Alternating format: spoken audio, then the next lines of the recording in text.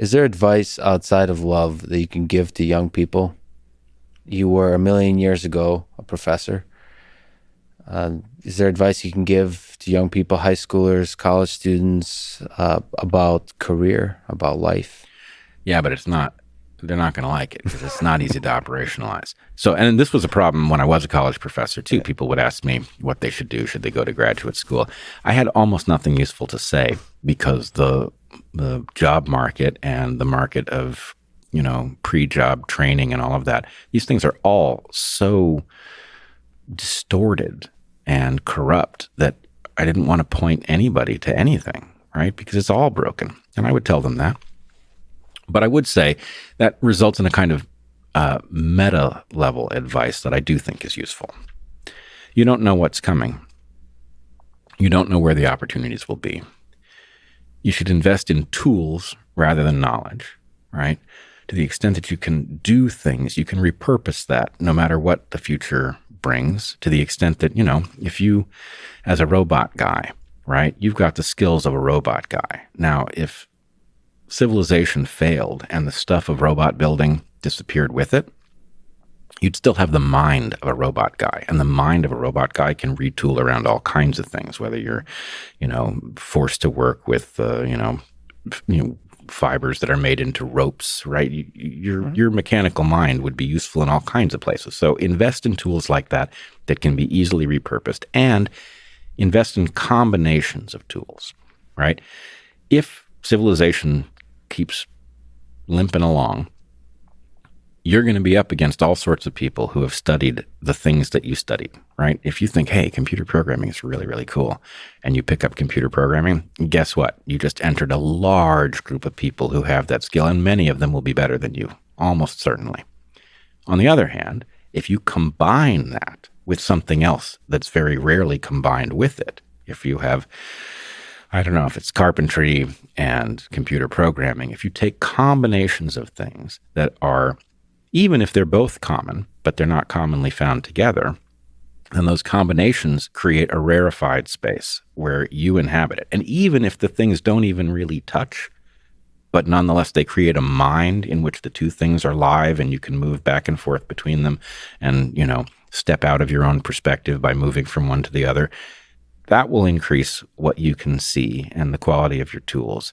And so anyway, that isn't useful advice. It doesn't tell you whether you should go to graduate school or not, but it does tell you the one thing we can say for certain about the future is that it's uncertain, and so prepare for it. And like you said, there's cool things to be discovered in the intersection of fields and ideas. And I would look at grad school that way, actually, if you do go. Or this is such like every course in grad school, undergrad too, was like this little journey that you're on that explores a particular field.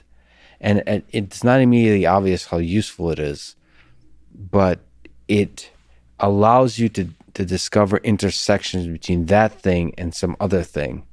So you're bringing to the table these pieces of knowledge, some of which, when intersected, might create a niche that's completely novel, unique, and will bring you joy.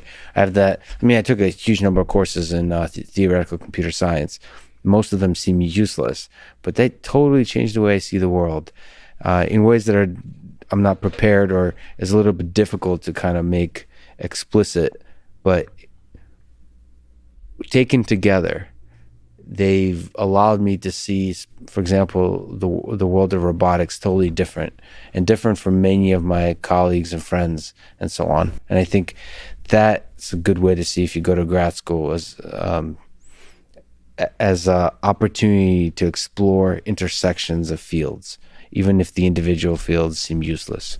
Yeah. And useless doesn't mean useless, right? Useless means not directly applicable.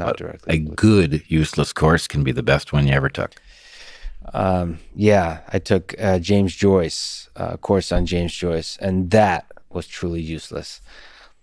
Well, I took immunobiology in the medical school when I was at Penn as, I guess I would have been a freshman or a sophomore. I wasn't supposed to be in this class. It blew my goddamn mind, and it still does, right? We had this, I don't even know who it was, but we had this great professor who was like highly placed in the world of immunobiology. You know, the course is called immunobiology, not immunology, immunobiology. It had the right focus. And as I recall it, the professor stood sideways to the chalkboard, staring off into space, literally stroking his beard with this bemused look on his face through the entire lecture. And, you know, you had all these medical students who were so furiously writing notes that I don't even think they were noticing the person delivering this thing. But, you know, I got what this guy was smiling about. It was like, so what he was describing, you know, adaptive immunity is so marvelous, right? That it was like almost a privilege to even be saying it to a room full of people who were listening, you know? But anyway, yeah, I took that course. And, you know, lo and behold, That's COVID going to be useful. Well, yeah, suddenly it's front and center, and wow, am I glad I took it. But anyway, yeah, useless courses are great. And actually, Eric gave me one of the greater pieces of advice, at least for college, that anyone's ever given, which was don't worry about the prereqs. Take it anyway, right? But now I don't even know if kids can do this now because the prereqs are now enforced by a computer. Mm-hmm. But back in the day, if you didn't mention that you didn't have the prereqs, nobody stopped you from taking the course. And what he told me, which I didn't know, was that often the advanced courses are easier in some way. The material's complex, but it's not like intro bio where you're learning 1,000 things at once, right? It's like focused on something. So if you dedicate yourself, you can pull it off.